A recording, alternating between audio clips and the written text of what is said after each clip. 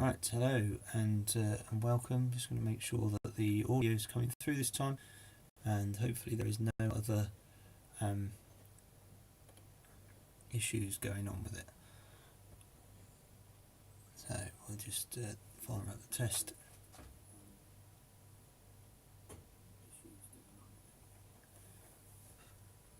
Right.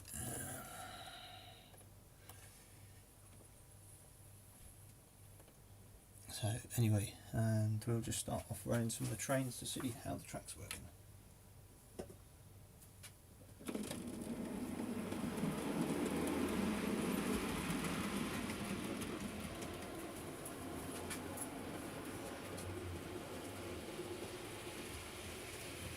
Right, so the first train off is Alton Hall. It's left the station, the first one. The second one was the Flying Scotsman with Wesley coaches. I'm just heading around to see how the track works. As it's been a month and a bit in the making of this being built.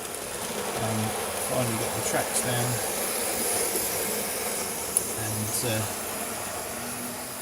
and actually being able to run it. I did try and stream this earlier, but it seemed to have some issues with the audio. It seemed to be picking up everything from the actual computer as well. Obviously there's quite a lot of noise with the trains. These are old DC trains. They're not the modern stuff that's nice and quieter running. So it's all very new to me, trying to get the right levels of stuff through here at the right time. So hopefully this is all going out okay. If anyone is listening, then they can just let us know what's happening. If there's any interference or anything like that, that would be great to know. But welcome on to the Ickham Road. I say they've spent the last few months laying the track, building all the uprights and getting everything to the level that it needs to be, really, to actually run the trains around. So we've got a double loop with two gradients on the opposite side to what you're viewing at the moment. As what you can see here is the station with three tracks, three platforms on the station. On the inside, also the closest to the upper level, the flyover as it's called, is the lovely wind-up train, that one there. I'll give that a go in a minute.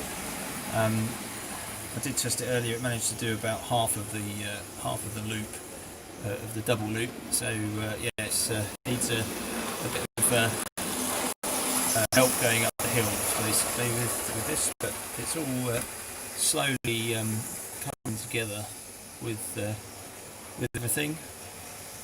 And I say that thing's obviously designed to go around a simple little loop, and not designed to go through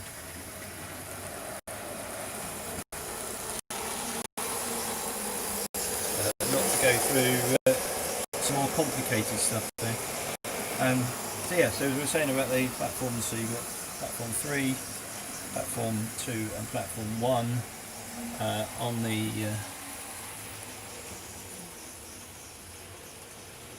on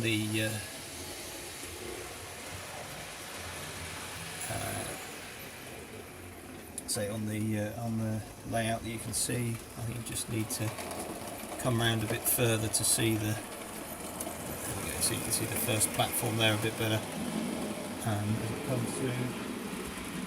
Still had some problems. Flying Scotsman's just a little bit of an issue coming through there. Just needs a bit more power.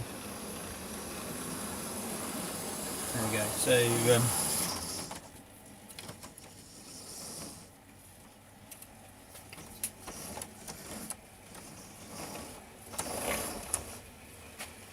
Sorry for a moment, it seems to come loose a little bit there. Now he's back off again. Yeah, so we're going through into the tunnel at the far end through the brickwork. which was a bit of a pain to dig out. Luckily my neighbour came around with his industrial drill and gave me a hand getting through there, because my drill, being so old and not anything special, wasn't really touching where it was doing it, but it was taking a long time. So within a few minutes I've managed to get all the brickwork out that needed to be done. It's all reinforced so it shouldn't drop at any point, so it's very good. But you'll see that it's just past the first lot of points. Just on this side here we've got a little point that's coming off on the left hand one where the Flying Scotsman's just come through. That's going to lead through and come out on the left hand side of the brickwork on a platform that's not been built yet, but that's where the engine shed will be, so we'll have all the engines in there, and it'll give us a bit more space to store what needs to be done or what needs to be kept. But lots of scenery to be going on with the actual trains, but as I say, there doesn't seem to be too many issues. It's been running for over an hour now, with half an hour of my previous stream that didn't really work very well, which I deleted off because there seemed to be a lot of interference coming through, but it was working.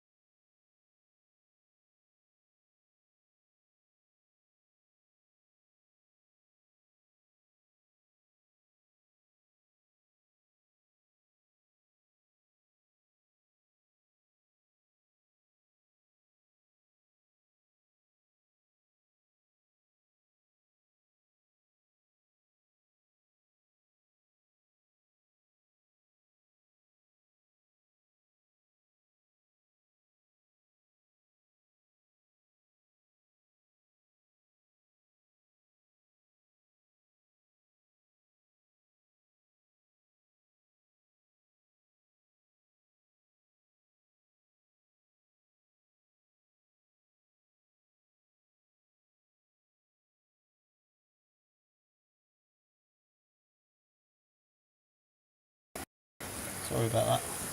Alright, this seems to have audio again. Is that better? Are you seeing it now? If you're still there.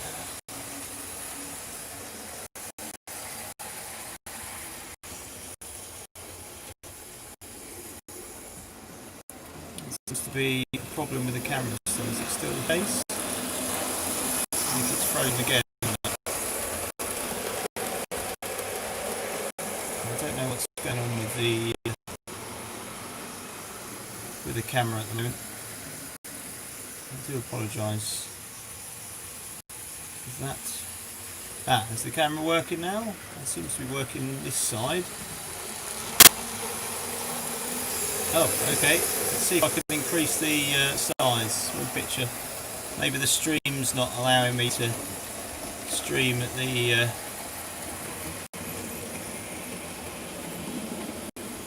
Let's see if we can make that better.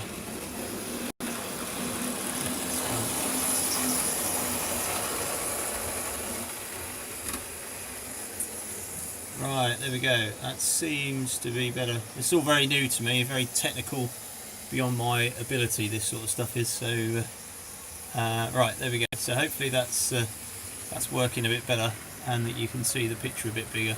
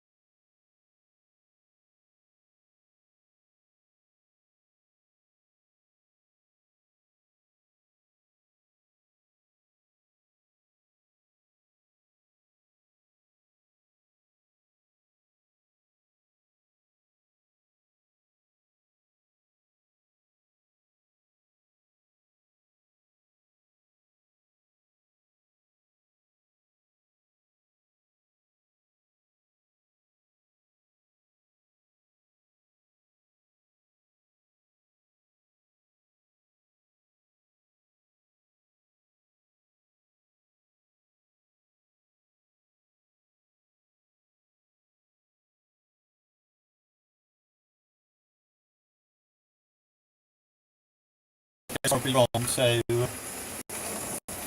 certainly that's my experience with this, using this stuff. Hopefully this is now working a bit better with a smaller picture. I apologise for the smaller picture.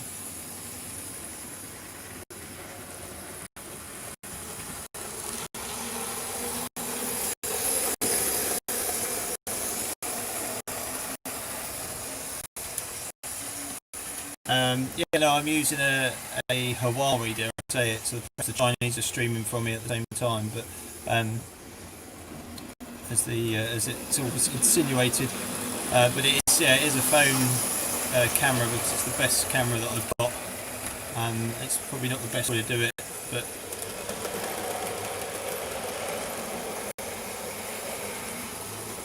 okay, I will keep an eye out for it getting hot. Luckily it's quite cold in the garage at the moment, so it makes life a bit better. Yes, I will keep an eye on it. Thank you for that advice. So as I was talking about it before, if this camera stays on working, we've got the hubs on the trucks. I've been soaking them in oil and white spirit to try and get the oil inside, make it a bit thinner. Obviously the white spirit will evaporate in the heat, and then the oil gets into all the places that is actually quite useful. and it started working on some of the trucks, but a lot of them are still clogged up with all the dust. Bear in mind there's 1960s these things are, so they've been sat in a box, collected dust for quite a few years, and so it's going to take a little while to get them going, but I think they'll come round once they get some lubrication in there and actually get rid of the dust.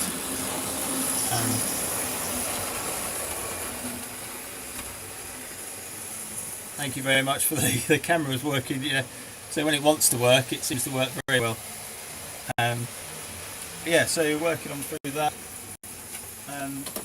Also going to be putting some houses along here, some shops which I've got in the road leading up to the station, with some additional housing up on the top layer behind the tunnel. I say there's so much to do, and I started with the wiring and everything else. But what I will do is I'll stop the Flying Scotsman from moving, and I'll just run off the. This is the clockwork train that I was given. I'm just going to give it a bit of a wind up.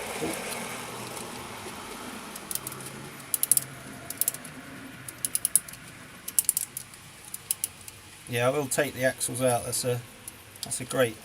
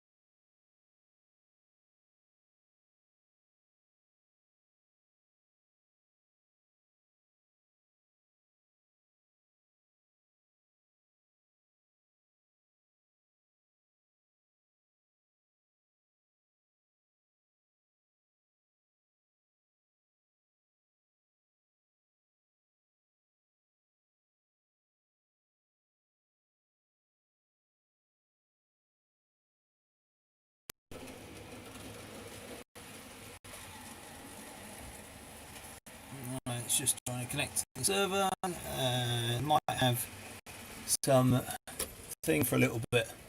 Anyway, I'm just going to fire up the clockwork train and give that a little run across the top. It's quite a funky thing. Got a couple of others I showed on my unboxing that I did of all the mechanisms, which I'm going to have a look at. Some of them need sorting out and reorganising, but yeah,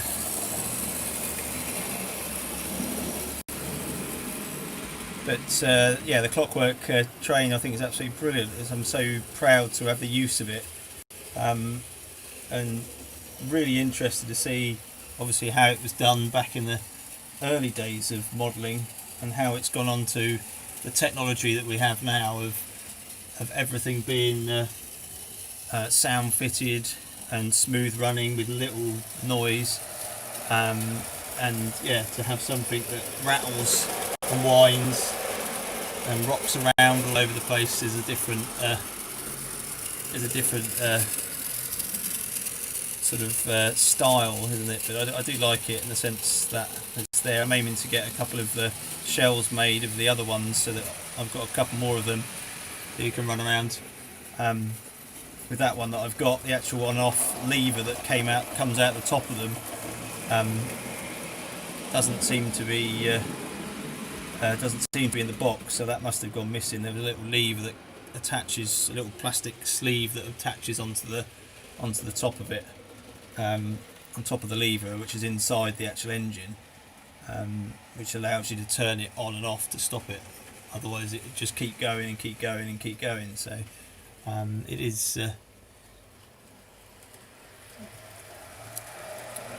Thank you for the saying about the track work. Yeah, there does seem to be a couple of little areas that need to be just fine tweaked, but it's always, they say it's a good sign, isn't it, if the trains are going round without derailing or anything like that, that it's actually working at a decent track laying. I say there's a couple of little corners that just need to be adjusted slightly, just where the sleepers have disconnected from the rails. But I'll probably just try and melt some of the plastic over the edges of it, just to reseal the joints, because once the ballast's on, you won't see the actual track, so we won't see the work that's been done on the sleepers, which would be good. So, but yeah, ballasting is going to take a while to do all this. So it's about probably some in the region of probably 20 metres in length, the overall loop. So it's a decent size on the actual layout. So plenty of work to do on it. So anyway, I probably will stop now, as it's probably, the camera will probably break again at some point. But thank you very much for listening, and I hope you enjoyed it. If you did, just put a like in there, or just subscribe if you haven't already, and you've got to keep up to date with all the stuff. I do appreciate all of the comments as well that people leave related to it. But all I can say is thank you very much, and I'll be doing another stream very soon. I'll just bring the train into the station, and we shall call it a night, as it's getting on a bit. Blind spots in the back in.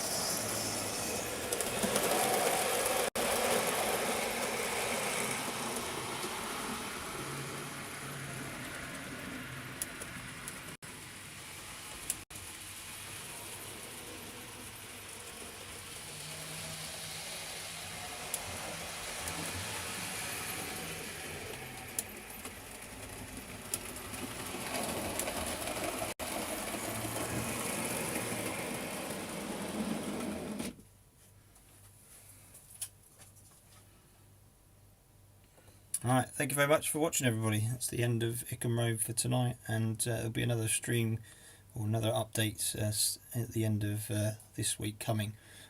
Anyway, you take care, everybody, keep safe, and we'll see you soon. Thank you.